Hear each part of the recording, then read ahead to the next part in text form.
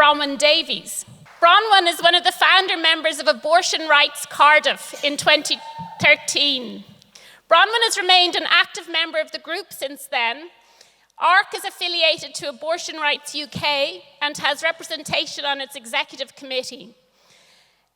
Having been active in the campaign to defend women's right to abortion in Cardiff, she realised that there are so many barriers which prevent women from getting timely advice from the NHS about abortion in Wales.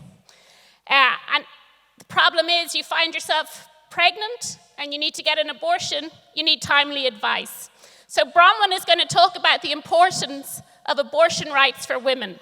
Abortion Rights Cardiff is a grassroots group set up in 2013, and it was set up to defend women attending a clinic here in central Cardiff against harassment by a large and aggressive group of anti-abortionists, organised under the banner of 40 Days for Life.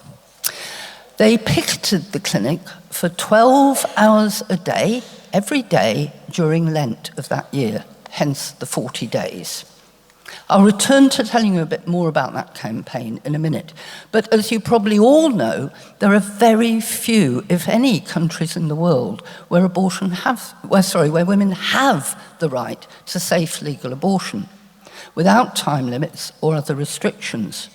There are many countries where abortion is completely illegal. However, legal or not, some women who find they're pregnant when they don't want to be will still seek abortions. And that means there are many countries where abortions are carried out in unsafe conditions, which means that women die. Where the right to abortion is restricted, the women hit hardest are poor women, working class women, women without access to education, women from black communities, minority ethnic communities, and other marginalised communities. The struggle for abortion rights is a class issue. Patriarchal power, mediated through fundamentalist religions, presents a real barrier to women's rights in relation to abortion. Fundamentalist Christianity teaches that a fetus has a right to life from conception, and that this right overrides the right to life of the pregnant woman. While both evangelical Protestant churches and the Catholic Church take this position, the Catholic Church is undoubtedly the most influential at an international level. Through its permanent observer status at the United Nations, the Vatican has a direct influence on international human rights law. As well as that, the Catholic Church organises direct action to intimidate those who believe women have the right to choose abortion through organisations such as, but not limited to, 40 Days for Life. The Church also wields huge lobbying power through various international organisations. To take one example, Citizens Go, which is an ultra-conservative group which fundraises and promotes petitions opposing lesbian and gay rights, abortion rights, and gender ideology. Interesting, that. Over the last 60 years, there has been a global trend towards liberalising abortion laws and legalising women's access to safe and legal abortion. And this has been particularly evident in Latin America, where the Green Wave women's movement in Argentina succeeded in winning abortion on request up to 14 weeks of pregnancy at the very end of 2020. Then in Mexico, the following year, criminalisation of abortion was declared unconstitutional. And in Colombia, this year, abortion became legal on request up to 24 weeks of pregnancy. That is a real step forward.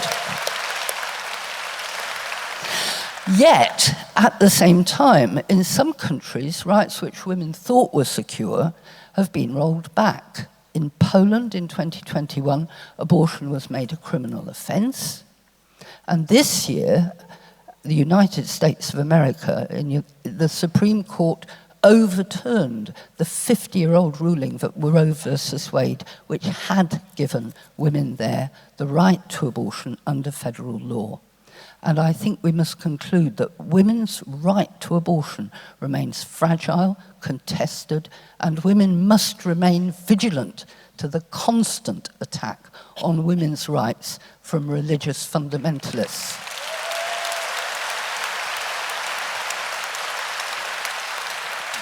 There are 47 countries in Europe, of which 39 have either legalised abortion on request up to a certain time limit, or there are 2 more, including the UK, which have legalised abortion on broad social grounds up to a certain limit.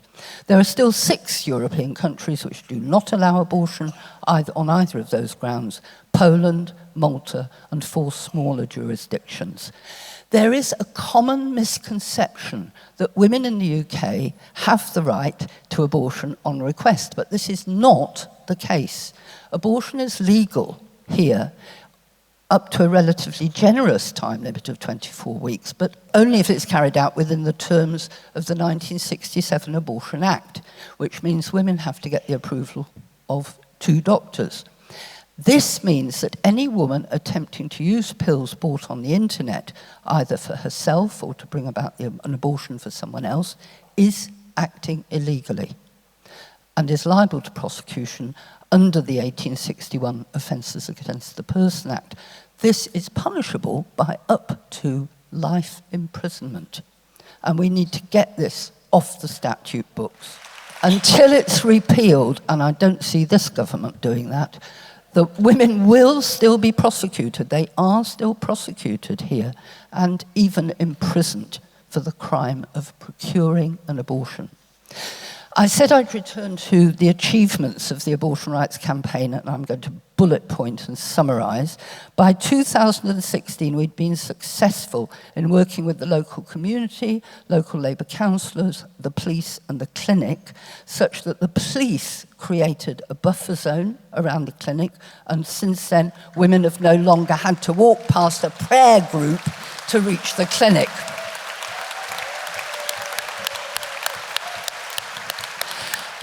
Bullet pointing still more, in 2018 we worked with Labour members of the Senedd, which is the government here in Wales which has devolved responsibility for health, and we helped set up, were instrumental in helping set up, a cross-party group for women's health. In 2019, this group drew up standards for abortion services across Wales and ensured these were incorporated into a 5-year sexual health strategy. In 2020, the group successfully lobbied for medical abortions to be made available via telemedicine during the pandemic, and this scheme eradicated the waiting list for abortions and was so successful that in 2022, Wales made these legislative changes permanent in advance of England. Ha ha.